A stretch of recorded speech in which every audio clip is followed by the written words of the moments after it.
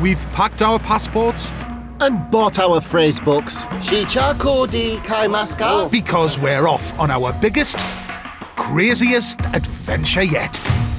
Delicious, delicious.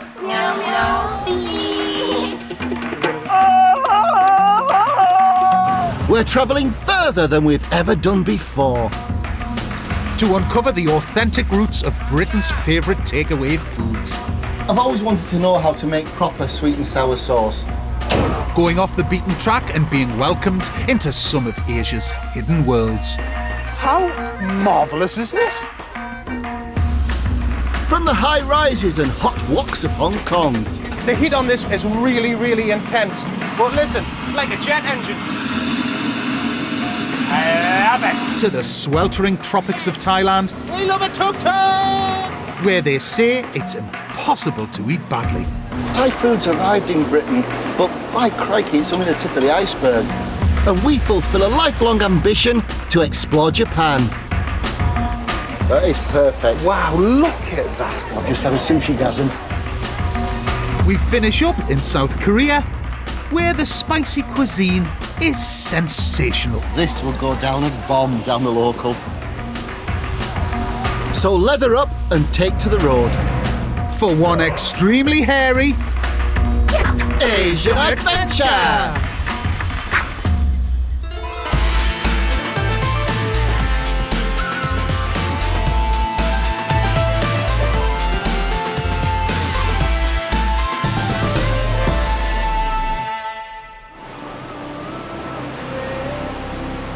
Oh, mind, it's lovely here, Dave, in Thailand, isn't it? The place where us Brits have come to know and love for a bit of quality R&R. Nah, we came here, tasted the great food, and that's how we developed our palate. The love for Thai flavours that we adore at home. We've got a taste for the coconut and the spicy curry and the old exotic fruits, haven't we? All right, but there's more to exotic fruit than just pineapple. I mean, we've got custard apples, durian, mangosteen, pawpaw, rambutan, to name but a few. Fancy a paw pie head? No. That's baked tiger king prawns, red curry crab sauce with green veg. Will you shut up?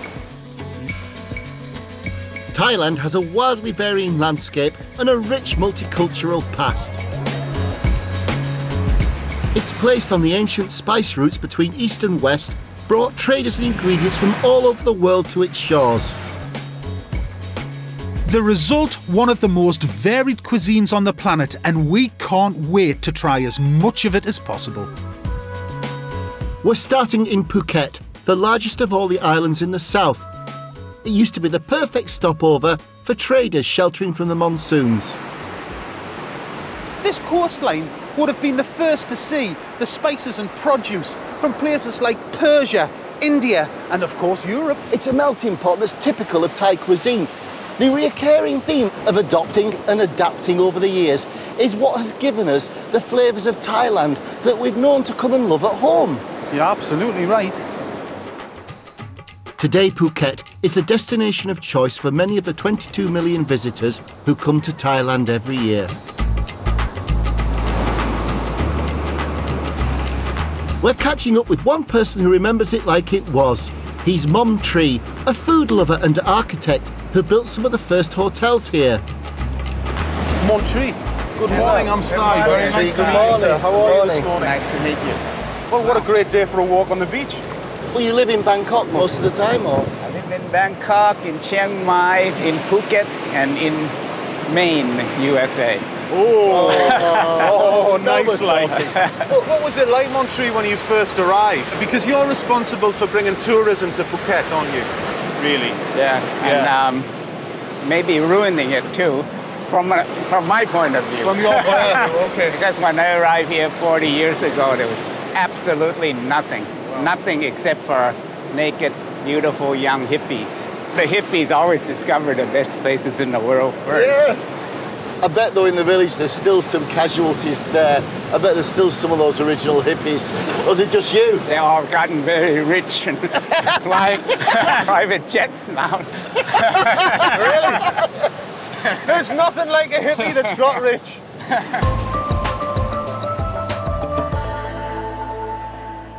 There are restaurants and hotels catering to all tastes in Phuket, but we're after the real deal. So who better to serve us up an authentic Southern Thai breakfast than our new foodie friend, Mom Tree?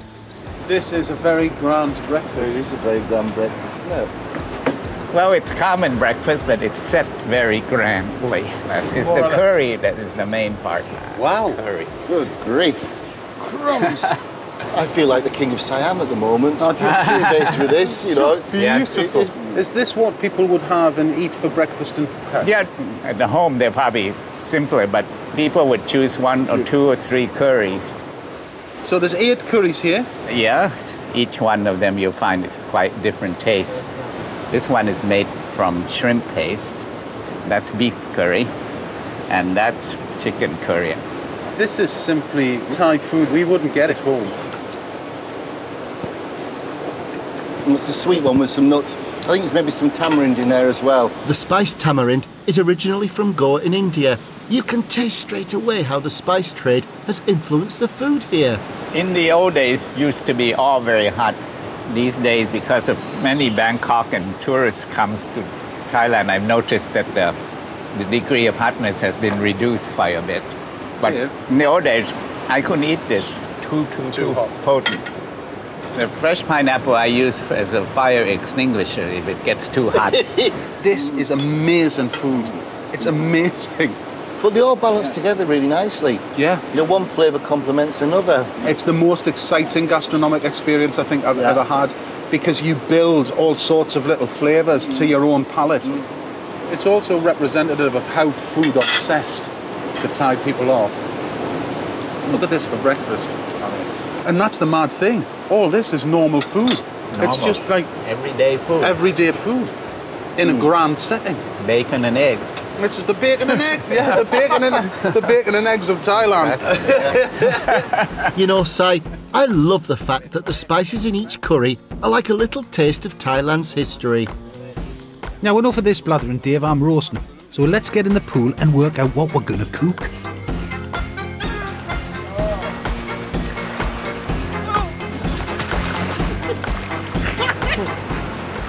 I think we should cook a tribute to Montree. I mean, he's really inspiring. Squid! Let's do squid. Let's do the best salad you've ever tasted. Right. Montree style. Oh, look at this, King. It's a piece of paradise, Isn't it just, dude? Isn't it just? Look at it. Beautiful. Beautiful. You know, so much so that in 2005, Fortune magazine declared Phuket to be amongst the top 5 retirement destinations in the world. What a place to come and pop your clogs. A place to grow crumbly. Right. We start off by making the dressing. Don't forget Thai cuisine. Pestle and mortar is king. That comes before the knife.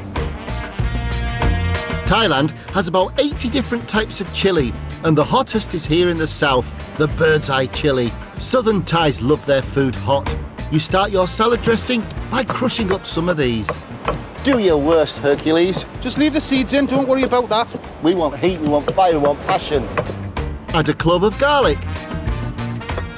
The squid part of the salad's hot. We throw the dressing in the hot part, mix that with the cold part. And actually you've got kind of hot and cold as well in this salad, as well as the 4 elements of Thai cookery, which are salt and sweet, hot and sour. The chilies are the hot part. Now add a dollop of palm sugar to give a little sweetness, not to mention a luscious caramel flavour. Add some Thai fish sauce, the most important flavouring in Thai cooking, and used in nearly every dish. That's the salty. Take a lime, roll it, you get more juice out of it that way. And there's some sour, and that's the dressing done. These are beautiful baby squid, and this is how you get them from the fishmonger. What you do is take the squid, and kind of you've got its head, its tentacles, the guts, and the bit you want to eat, the tube. So just kind of pull it out. I want to cut the tentacles off below the head, and we discard the head. So that's the bad bits. Now in here you'll find a quill. Extraordinary, it's quite beautiful in a way. It really looks like plastic. Obviously you can't eat that. Discard. Now I'm going to cut it into 2. Trim the bottom off. I scrape the inside, and I want to peel the skin and the fins off. And a lot of time you have squid, it's rubbery. It's because people don't bother to peel it. You need to take that membrane off. and just score it like a diamond, but don't cut all the way through. But when you cook it, you get those lovely kind of curly shapes that you get in Thai restaurants. And you just keep on till you've got a nice bowl of meat. Now for the salad. Slice up a bunch of garlic chives. They're more garlicky and less oniony than normal chives, you see, unsurprisingly. As well as some sweet basil. It has a beautiful aniseedy flavour. Tear up a handful of that along with some mint. Now you see, a lemon zester will give a little bit of Thai class to your chopped cucumber. Halve some plum tomatoes, then chuck them into the salad along with some sliced garlic, shallots and spring onions. Right, we're ready to cook the squid, along with some ginger to give it a delicious kick. Boom. Now that's how hot you want your wok. Look at that, lovely. Oh, what's great. Oh, the smell, man, the smell. Oh, now the squid goes in. If you work it a little bit and then the tubes will start to curl up. Oh, look at that, mate. You know, at home you might look at it, you might think those two lads, they've got some job, haven't they? You're not wrong. We're there, aren't we? Yeah. Beautiful. Take it off the heat and then we put in the dressing. Oh, look at the colour of that, mate. We're just going to dress this with a little drizzle of toasted sesame oil for flavour. Lush. Get a little spoonette, my old mucker. Right, and we just put that in. But what a salad dressing.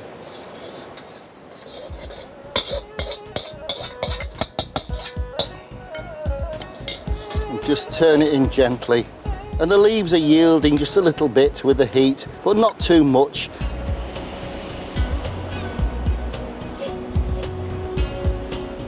Wow, mate.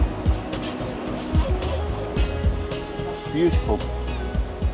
The whole thing now is about room temperature. Well, about 36 degrees. Cold beers. Definitely. Sit, chat, nibble on, as they would in Thailand. Who said salads were boring?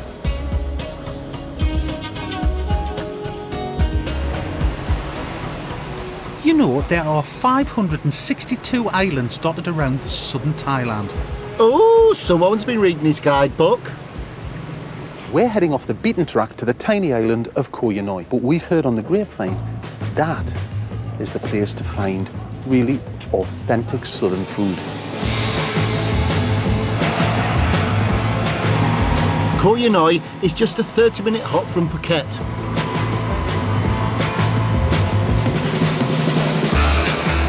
I feel just like Roger Moore, Kingy. These islands were where they filmed The Man with the Golden Gun. And it's where Danny Boyle filmed The Beach Dude. I could be Leonardo DiCaprio. Ooh. Yeah, but I bet Leo and Rog didn't tip up in the rainy season. Kingy, looks as though the monsoon's caught up with us at last. Trust us, trust us. Never mind, got to change the shirt, we'll be right. You know, Dave, southern Thailand has only two seasons, the dry season and the green season, so called for very good reason. It chucks it down between May and October, giving the plants a window to grow.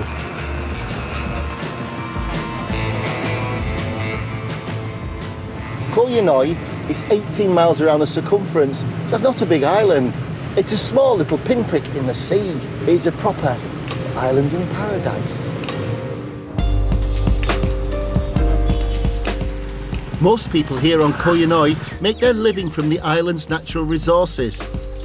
Some work in the rubber plantations. Thailand's the biggest producer of natural rubber in the world. And with so much coastline, many earn their living from the sea. Fish is the most important protein in southern Thai cooking. We're here to meet Sompong Noon Wan, who's an islander that's lived here all of his life. And like many of the islanders, he's a local fisherman.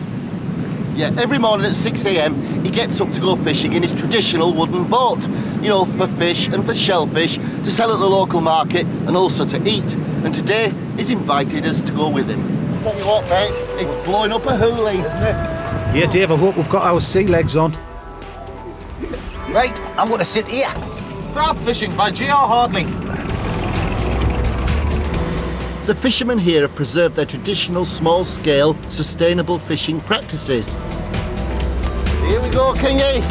We're heading out to sea to inspect Bat's stationary gill nets. Now, these nets are a popular low-cost method of fishing, and they are simply weighted onto the ocean floor. Whoa! Wow. Is that a swimmer crab? Yes. How long are the nets? How big are the nets? 100 meter more. All right. Wow. So they're big nets then? Got a long way to go before we got supper. Big style, don't you? Yes. Oh, they're starting to come now. Oh, there we go, look. Look, him and his missus. You get a lot of value out of the crabs. Yeah, oh yeah, for sure. And they're flaming tasty as well. How many crabs do they reckon to catch in one day? วันหนึ่งได้วันหนึ่งกิโลได้ประมาณกี่ตัวได้อะ About 40 crabs. 40 crabs. Yes. Okay, I think it's time we went back inside.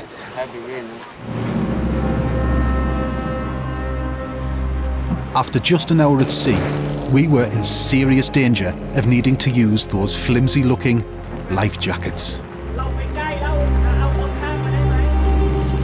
So, we head back to shore, with a few crabs and an invitation to join Bat and his family later on for dinner.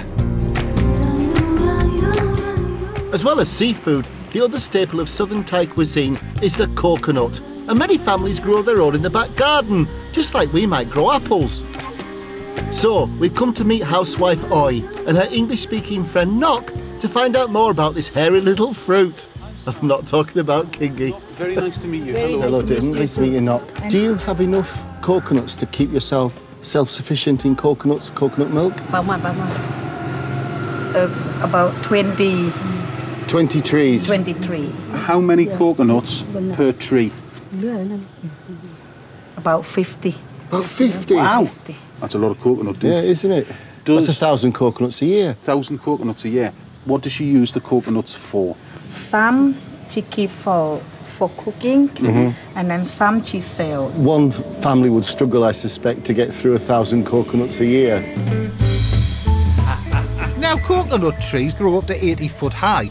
So, I'll bet you're thinking, well, if that's the case, how did they get the coconuts down? Well, it's dead easy, you see. You hire an expert coconut picker. And here he comes now. I wanna be like you. Ooh, whatever. I wanna walk like you, talk like you. Ooh, ooh, yeah. You see it's true. A little like me. Good like to shake you right too. Oi hires the monkey and his man 2 or 3 times a year to pick her coconuts, rather like us calling out the window cleaner. Let's go. I'm excited to see this. It's good. Come on. The Thais use pigtail macaques to pick the coconuts. They have the only school in the world that teaches the monkeys how to do it. Incoming, boom. So there we go. Incoming. An experienced monkey, you know, can chuck down up to 300 coconuts in a day, which is 10 times faster than a man could. They're trained to spot the right coconuts by smell. Does the monkey ever fall out the tree? Well, that would be a crap monkey then, though, wouldn't it? Do you know what I mean? They've got flaming nuts. Give us a shout, son, would you, when it's coming? Here's another one. It's a very useful tree, the coconut tree. Not only can you eat part of it, you can make roofing out of it. You can use it for houses, spoons. Oh, it's across the way. And the water from the coconuts is good for you too. It's very good for you. It's low in cholesterol, low in fat, 43 calories a cup, you know. Look at that. Wow, that's gorgeous.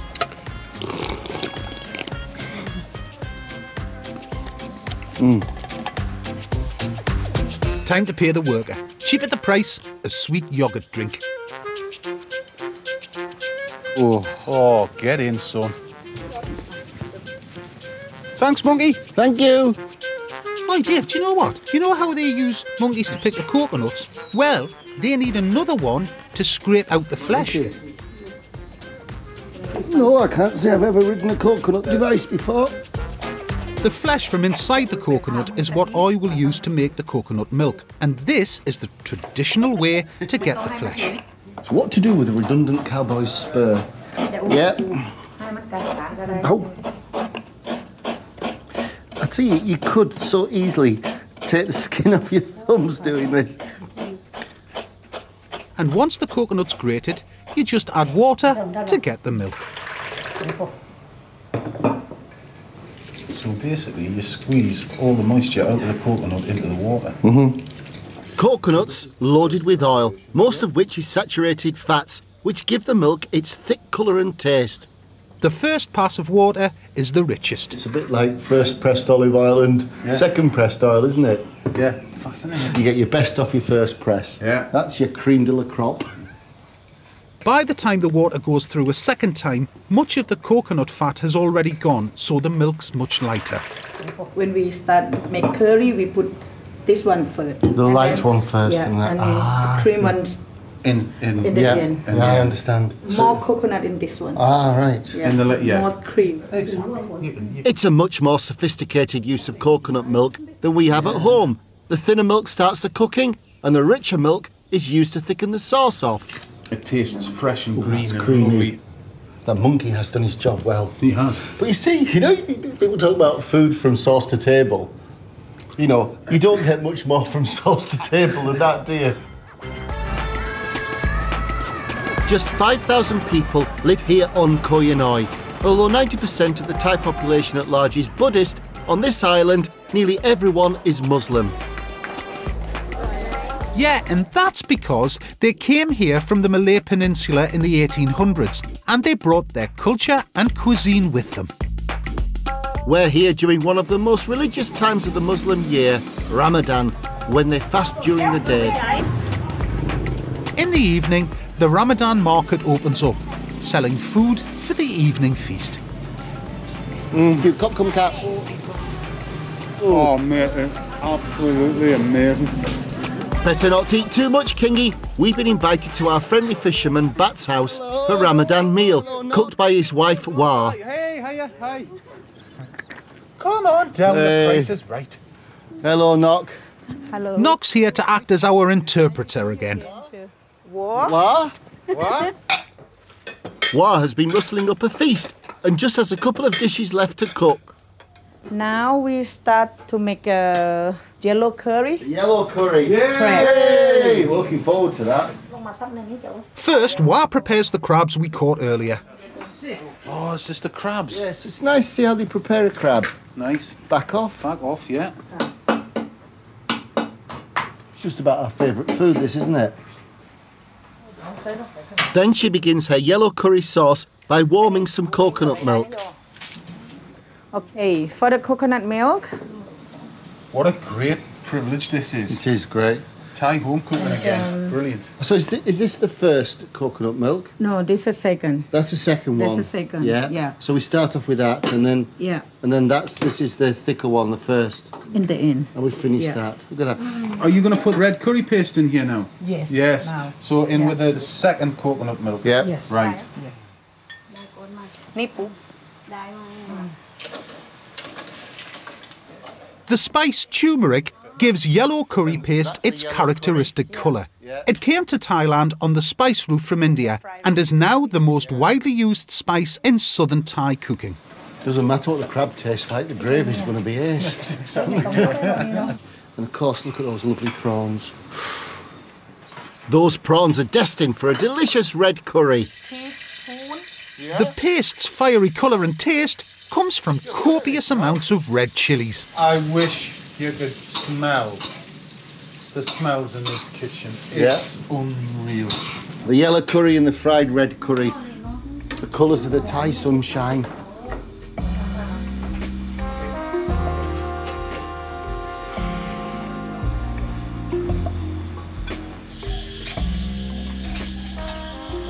This is so exciting. It is, isn't it? Sun's going down. And everybody's really hungry. Yeah, starving. Okay. So now it's Is time that to the call from the mosque? Yeah, from the mosque. So I can take hear. a seat, please. Oh, Yes. thank you, thank you, thank you. Listen. 5 times per day. The evening call to prayer tells us that it's time to break the fast. Wah and Bat haven't eaten since dawn, so they're more than ready for this feast. Enjoy your meal. Oh, thank you. Oh, stinky beans for me. Stinky beans, or sato as they're officially known, are another feature of Southern Thai cooking. They get their name from their strong flavour and the fact that they can have a, well, let's say, lingering effect. The red curry with these wonderful prawns and stinky beans is superb. Oh, I've just got the first real reality of how hot the cuisine is in the south. Really? I've just had the first reality of how sweet a crab can taste. That yellow curry is fantastic. But you ask where she learned how to cook, because it's very good.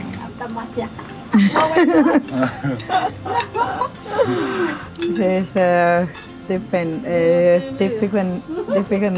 question. Some from her mom, but some she said she read on the book. Okay.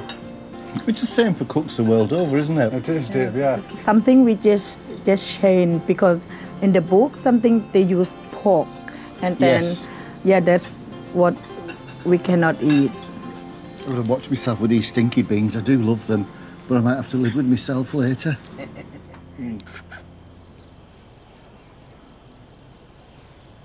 Oh, me. I'm ready for my bed now. I don't know about you. I am. What a day. What a day. What a privilege. Yeah. That for me, that epitomised Thai hospitality and Thai people. Yeah, me too.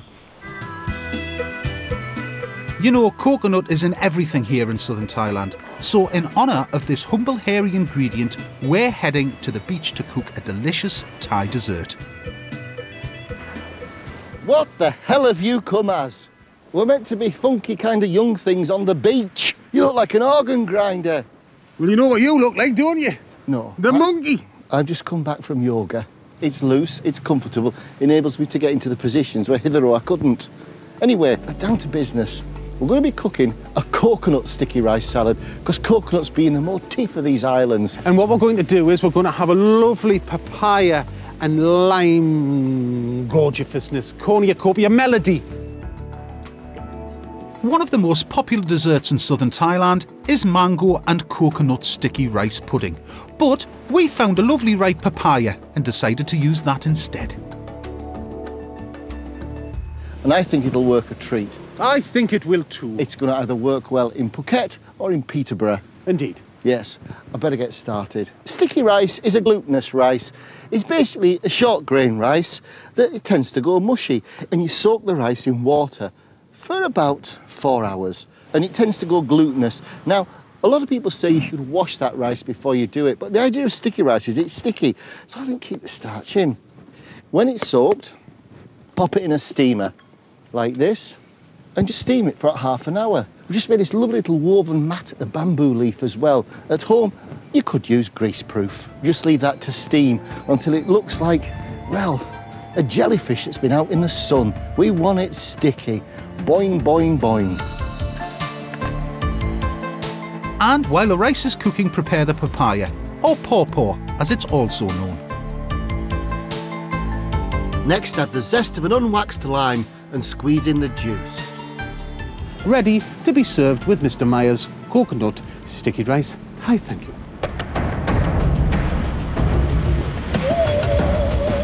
And just when it was all going so well, the monsoon's kicking off. It's just gone dark. Liam and Nora. Me hat, Kingy! Oh, How's your rice? me gas is blown out. Hold on. We're cursed. First the boat, now the beach. The wind and rain are following us around. Not the exotic Thai experience we signed up for.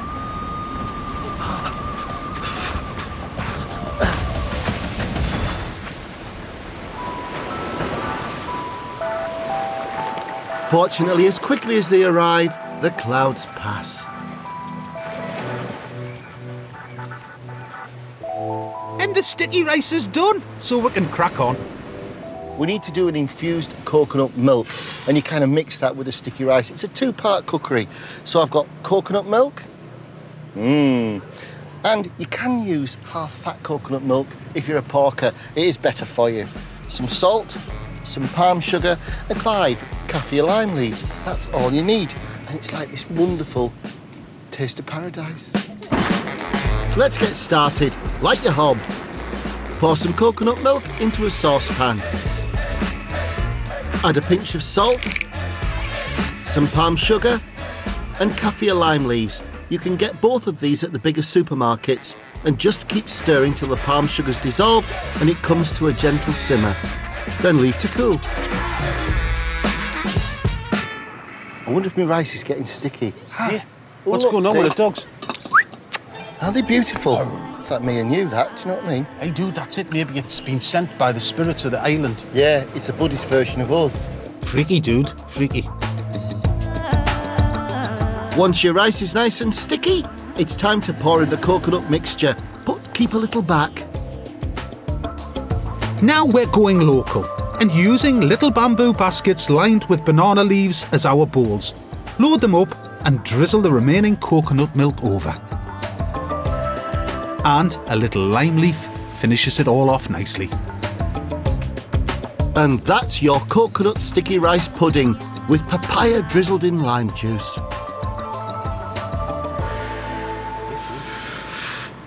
Sparks. Sparks. Pudding, papaya. Look at that. It's unctuous, it's sticky, it's rice pudding. That's what you call a balanced meal. Papaya mixed. That flavour combo goes together very well. You know, Kingy, I don't think I'll ever eat papaya without lime juice again. No. Genius. If you could put that in a chocolate bar, you'd make a fortune. So there you go, our version of Thai rice pudding. Comfort food, Thai style. Now you can see, can't you, how the cuisine's been shaped by what they have a lot of. Namely coconuts. And by the people who migrated here hundreds of years ago. True. Now let's head north to see what culinary treasures are hidden there. 700 miles north to be precise, where the climate is cooler and the landscape couldn't be more different. It's all mountains and jungles. And it has a very different multicultural heritage too. The north borders Laos and Myanmar, or Burma as it used to be known. Over the centuries, people from as far afield as China have made this area their home. I can't wait to see what the food's like up north, Kingy.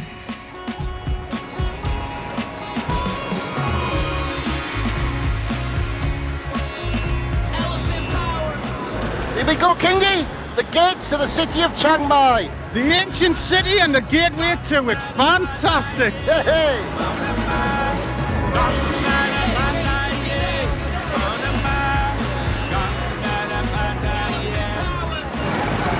We're in the northern capital of Chiang Mai. It was once the ancient capital of the Lana Kingdom. Before Thailand as we know it even existed, the north was part of the mighty Lana Kingdom, which also extended into neighbouring Laos, Burma and China. In the 15th century, the Lana Kingdom was powerful and prosperous, dominating trade routes between southern China and the Burmese seaports. By the 20th century, it no longer existed and Chiang Mai had become the northern capital of Thailand. But the Lanas left a legacy of food unique to the region. Chiang Mai is the 5th biggest city in the whole of Thailand, and it's said to have some of the best food in the whole of Asia. So much so that Thais will make a pilgrimage north to explore the local markets and sample the Lana delicacies. And there's one animal that takes pride of place on the northerners' plates, and that's the pig. In the south, there's not much pork due to the Muslim population. But here in the north, the Chinese influence means most people are Buddhist, and pork is one of the most popular meats. Oh, Kingy, look, markets, our natural habitat. Love it! I'm dead excited. The locals do their food shopping here, but also pop in at the end of the day for a post-work beer and a snack that's strangely familiar. It's a living, breathing mountain of pork crackling. It's like The Blob, isn't it? You know, it's like seeing a 1950 sci-fi film.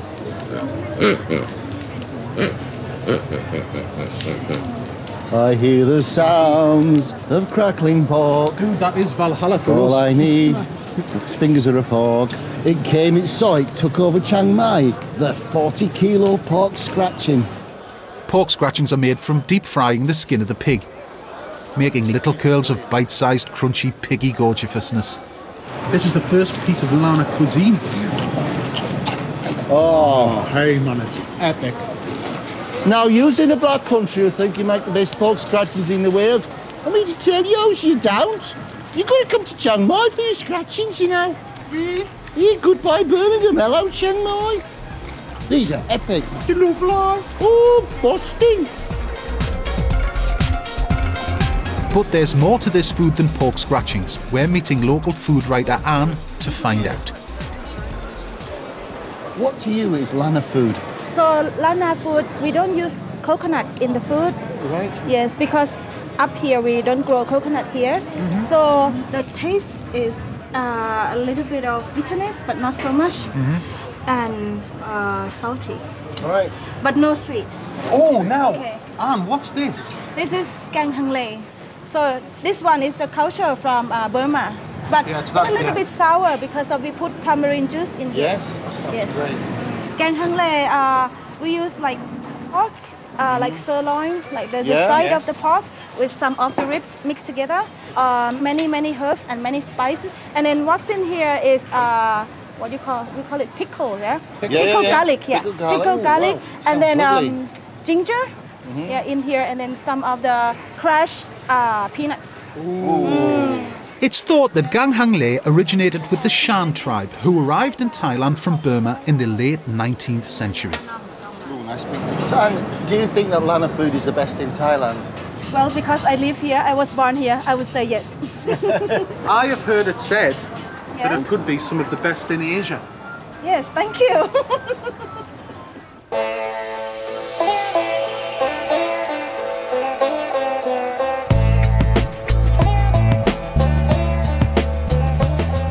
Next, we're heading further north into the mountains towards the Burmese border.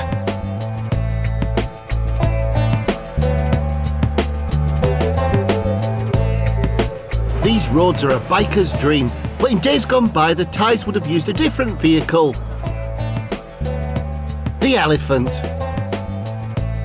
Today, most of Thailand's 2,700 domesticated elephants find gainful employment in the tourism industry.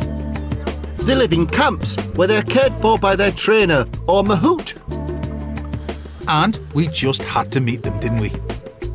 But before we can swap 2 wheels for 4 legs, it's back to the classroom. Map long. Matt Blanc. Matt Blanc. Yeah, map long is mean elephant body down already. Matt Blanc. Matt Blanc. Say who? How? How? How is mean stop. That means- It's like learning to drive, isn't it? Matt Blanc. Matt Blanc. Matt Blanc. Matt Blanc. It's impressive to see man's mastery over beasts, isn't it? Matt Blanc. Okay, to grab the ear first. Grab the ear. These animals are so graceful. Feels like you're riding something so old and so part of the planet that we all live on. It's a very spectacular feeling. Here, Kingy. Yeah. You can tell the elephants are Thai because they're snacking all the time, aren't they? Yeah, they are. 1 minute bamboo, next minute bit of sugar cane. It's like elephant street food. Now it's time for our lunch, Mahout style. We've got a treat. We've got pad thai, which is something we know we're familiar with in Britain. This is real pad thai, chicken kebabs and sticky rice, all cooked over a fire. I mean, you don't get that at Shan at Richard Services, do you, up the M6? No, it's true. No. Kingy, I love the way you do the sticky rice. Get bamboo, pour your rice in like loading a muzzle-loaded shotgun. Water. Water from mineral water, plug it up with a bit of banana leaf, leave it to steam. And it's going to stay sticky, isn't it, because of the bamboo? Oh, here we go, look. Yeah. Look. Okay, you want to try? Yeah. Yes, please. Oh, wow. Now that's sticky. Sticky, compressed. Look. That's it in its entirety. Is it amazing? Yeah, that is amazing. Oh, fantastic. That's the stickiest sticky rice I've ever stucked. See the jungle? It even gives you a tablecloth, something to sit on, some plates, bamboo skewers, bamboo steamers. Whoa. We've got the lot. Look at this, man. God, look at that. Now that's pad thai. Whoa. Did you know, Mr. King, pad thai was invented because rice was in short supply after World War II. So the Thai government ran a competition to find the best noodle dish. Look at this. Oh my God, that's good. good. That's good. Do you know what? I often think, you know, like on telly in England, and you've got like Ray Mears or Bear Grylls and out in the jungle and drinking your own droppings, you know.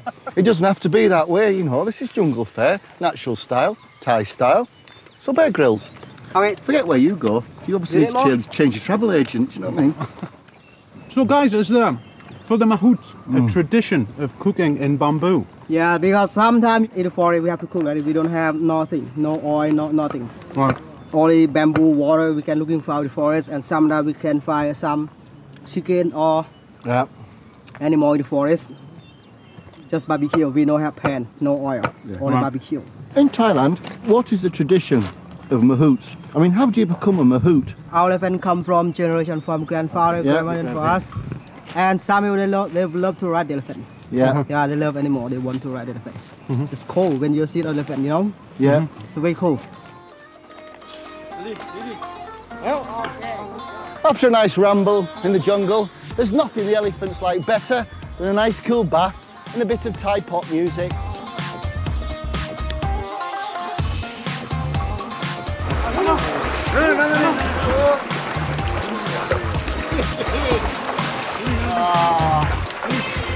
I'll tell you what, I certainly do with some exfoliation.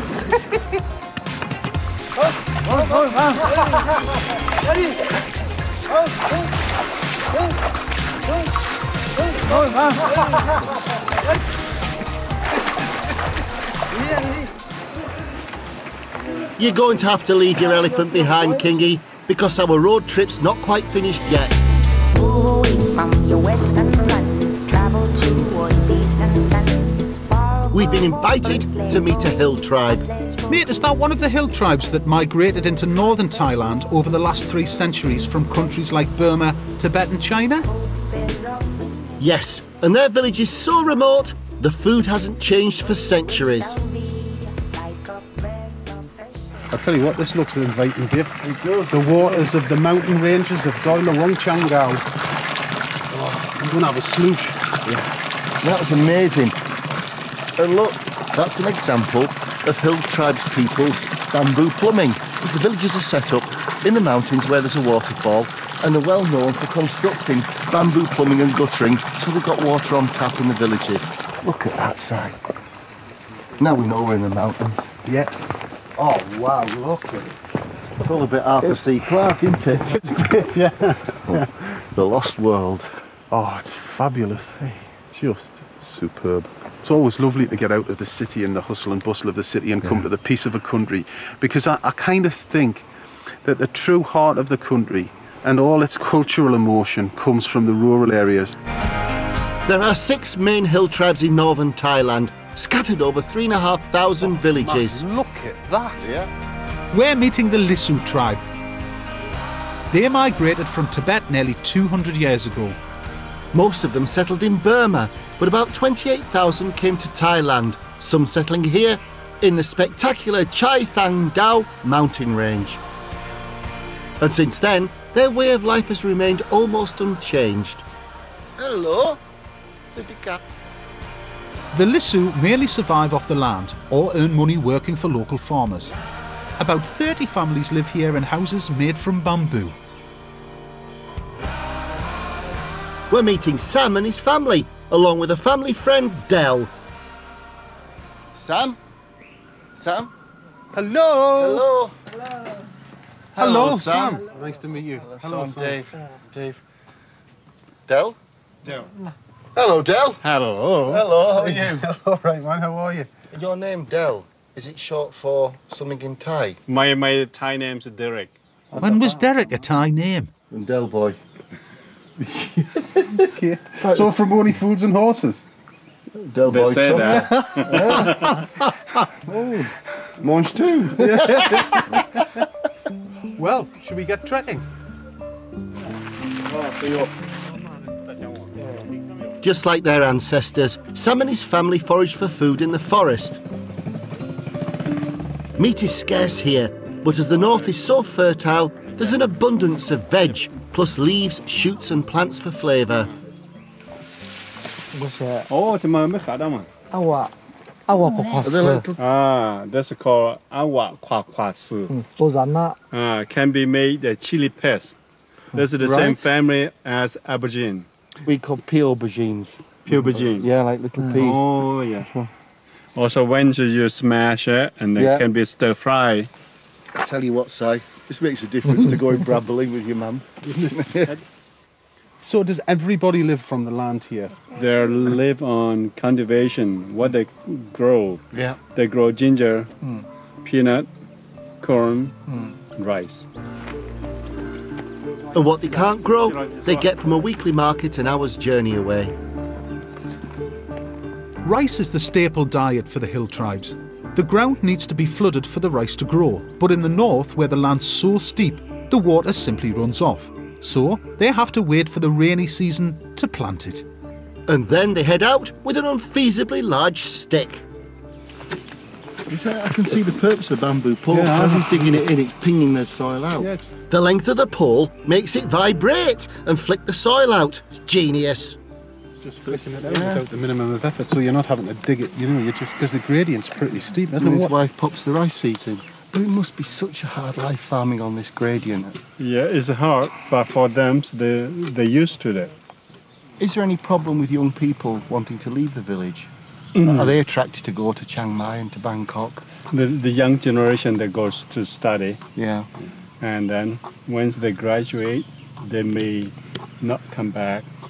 So do you think there's a danger that the traditional ways of the hill people could die out? Yes, that's dangerous Yeah. for the way of live life and Yes. culture. Yeah, I mean, God forbid these lands became a tourist resort or a golf course, you know? Oh, quite, yeah. These jungles have helped shape Northern Thai cuisine, and in the days when it took people weeks to trek through the forests, they'd gather roots and herbs to use as a substitute for their normal curry ingredients. And thus, one of Thailand's most delicious curries was born, Chiang Pa, or jungle curry, as we know it at home.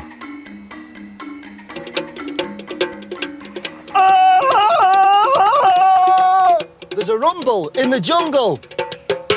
Yes, it's our Thai jungle curry, you know. And if you're going to cook a jungle curry... Where do you come to? The jungle! Look at that. This is a great recipe, and you know one crucial ingredient that you need while making a jungle curry? You need... This, kachai. You might find it in the UK labelled up as rhizome root, so that's what the Chinese people call it. But it's lovely, it's like a little mixture between lemongrass, ginger and a bit of galangal thrown in. It's mild, it's lovely, and that's what gives its jungle curry its distinctive character. Well, that and loads of green chillies, green peppercorns, and it blows your head off. Right, now first thing we have to do is to make the curry paste. What do you need for a curry paste? You need a pestle and you need a mortar. I am here to be pestle and mortar and operator thereof. Yes. First thing, chop 6 Thai shallots, or 2 British ones, and chuck them in the mortar. Turn Geordie on, and watch him go. Oh, you hold on. What? I've got a problem on here. This veranda's not really secure, is It's it? not. I'm going to have to get a chair. Is that your bonking chair? I've got it. Oh, yeah. That's it, you see. Right, now, this has just killed the cameraman. I know, but never mind. It's all right. We have enough. 3 cloves of garlic. You could, of course, use this in a food processor, but this is fantastically more entertaining, isn't it? Pop the garlic into the mortar, along with some galangal, which is similar to ginger but slightly stronger. And then grab some lemongrass. I kid you not, we found a tarantula before. It was a Thai tarantula, and apparently Thai tarantulas are more aggressive than your average tarantula. And actually the bite from them is a little bit more than a sting. It would immobilise you for 24 hours. The thing about a jungle curry is, it originally was made with wild boar, because obviously up here in the hills, it was wild boar time, but it's more commonly done now with pork or chicken. But actually, there's so much flavour in it, you could get away with a vegetarian jungle curry.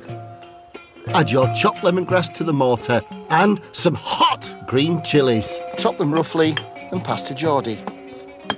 Stop! And green chillies. Then add in some kaffir lime leaves and some coriander roots. Den! Sit there.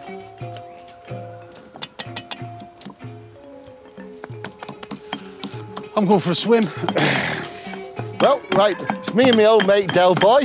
We're going to get on with the curry. Half a teaspoon of shrimp paste. Stop. Thank you. 1 teaspoon of cracked white peppercorns. And that's it. All we have to do now is wait until Del has reduced that to a paste, and that will be our curry paste. Thank you. While Del knuckles down to business, our Lisu hosts are preparing the other food for tonight's dinner. This will be accompanied by the obligatory Thai chilli paste, which Elena and her friend Witcher are preparing. Elena. Hello. Hi, how are you? Elena. Hi, Witcher. Hi, Witcher. How are you doing? This is her very lovely special roasted chili paste. That's basically Thai garlic, small chilies, and then salt. And you were telling us that there's a lot more spices and a lot more herbs in the north than the central belt of Thailand. Yeah, I think it's because of the availability. Basically, we have so many areas that are still quite foresty. So you have a lot of herbs from the forest. If you don't have it, you go to your neighbors. Done. Done. Jim. Taste. Oh, hey, Dave. Taste. It's a seasoning, basically, isn't it? Yeah, You can just to add on that into your meal. That would give it to anything, wouldn't it? Oh, I mean, you could season a beer mat with that and enjoy it. You could. Right. Thank you, Lema. Thank you. Dish up. Here we go. Thank you. Thank you. That's another recipe. I've just seen the future. It's Thai-shaped. Oh, I'm loving it, dude. I'm loving it. Now, how's Del getting on with our jungle curry paste? Oh, it's lovely, that. Del's got lovely action. Shut your face. Look at that. Oh, no, that is quite good. Del, thank you very much. Thank you very much. That's very kind of you. Del's pounded our jungle curry paste to a pulp. Perfect. So it's time to light the wok. Now, here's a little tip. Lift the pan off the ring before you light it. Told you. Now fry off all that paste for a few minutes. These little pea aubergines are fantastic. They're kind of like a bitter pea. They're not like an aubergine, but they give the most amazing texture. And again, with Thai food, it's the texture. You can get pea aubergines in jars at the big supermarkets, but if you want them fresh, you need to head to the Asian shops. The main thing about the jungle curry is it's in the north. It's not cream or coconut based, it's water based. There's sometimes in our job you feel quite cool, and cooking jungle curry in the jungle is one of them. My legs are full of fluid, they're swelling up with water retention, but I'm a bothered, I'm a heck. Now, take a lump of Chiang Mai's finest, a fillet of pork, cut it into medallions, and then add to the pan, just to seal the pork. And now for the heat. And let's cut the chilies Thai style. It's kind of shardy chunks like that, seeds and all. Once the pork's sealed, add in the aubergines, chilies, some chicken stock, some Thai fish sauce, and let it all simmer. Remember we said there was a tarantula on here? We've got him. Have a look. There it is. Look at that. Now you don't get that at Television Centre lurking in your kitchen. I'm not letting him go though till we finish cooking. I'm not good with spiders. Right, we're boiling. Don't even think about it. Now it's time for the second wave. Toss in some chopped kaffir lime leaves, diced squash, some wonderful cracked chai, green peppercorns, palm sugar, and finally some long beans and sweet basil. Phew! That's it, Kingy, it's done. Perfume's fantastic. Gorgeous. I mean, the basil has really lifted it at the end, but by crikey, there's a lot going on in there. Time to see if our jungle curry lives up to Lisu's standards. She says she wants to taste now. Great. Go on. Yes, go on. After you. Please, after you. Ladies first. She said the pork is very big. Pork's too big. What do you think? Like Right. Yeah, delicious and Right. spicy. She likes it. Get in. Oh, it's good. It's a real good I can't old-fashioned wait now. Friday night curry. Would you? What would you think of as a jungle curry? Is this pretty close, or what is it here? I think the flavour is really quite nice, you know. But there's many different styles of doing a jungle curry in Thailand. But this is perfect with sticky rice like this. I loved it. She wanted to eat them all now. Oh, that's the best compliment you could give us. Yes, it is. Tell you what, Si. Soon we'll have a party. Yeah. Got your dancing shoes? I have. And Sam's lent us a couple of pairs of the traditional Lisu baggy trousers to wear for dinner. Oh, can it sit like that? Wow, here's the food. Oh, yes. Oh, this is superb. Oh, it is, isn't it? So what have we got? There's ours. There's a veggie they grow themselves. Pork. There's the main meat here. There's a minced pork with spicy. Oh, lovely. Oh, great. This one, chili. This is the one pig. Little aubergines, yeah. A little aubergine. Long bean. And soya bean. Oh, wow. Wow. Do you cook, Sam, or does your wife cook this? There's a Sam cook. Right. There's Sam's wife. Sam's wife. Fantastic. Brilliant, thank you. What a team effort. Excellent. What a feast, thank you. What a fantastic feast. Thank you. No chili, no yummy. Yeah, no chili, no yummy. What's interesting, there's just enough chili. Yeah, it's not It's not overly hot. I mean, we came looking for authentic food. It's very, very honest food, isn't it? Yeah, it is. Sam, has the food that you eat changed much during the course of your life? It's like the same as in back to the few generation, like our grandfather, great grandfather. Yeah.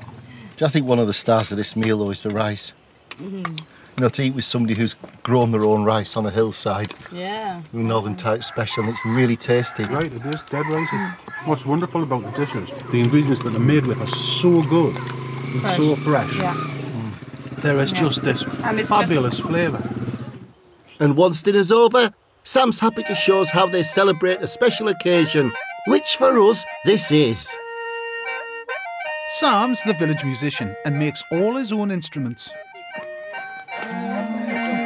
What a wonderful end to a wonderful day, Si. How marvellous is this? What lucky men. You know, Dave, I don't think I've ever met such a welcoming people as the Thais, and their food is a reflection of that. For centuries, they've embraced the flavours and spices that outsiders have brought in. What I've discovered, mate, is just how much more delicious Thai food we've yet to experience back home. Now, there's something to look forward to. Yay! Oh, Sam, that was fantastic. Thank you.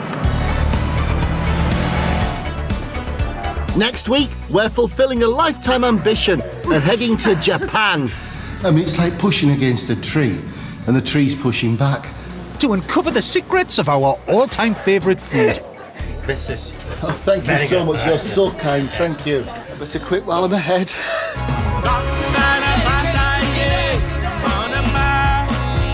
And the Hairy Biker's Asian Adventure book is now available. Well, coming up here on BBC2, the iconic Boeing 747 and the billion-dollar gamble to build it. Jumbo, the plane that changed the world, next. And on BBC3, meet 9 students thrust to the sharp end of emergency call-outs, the junior paramedics.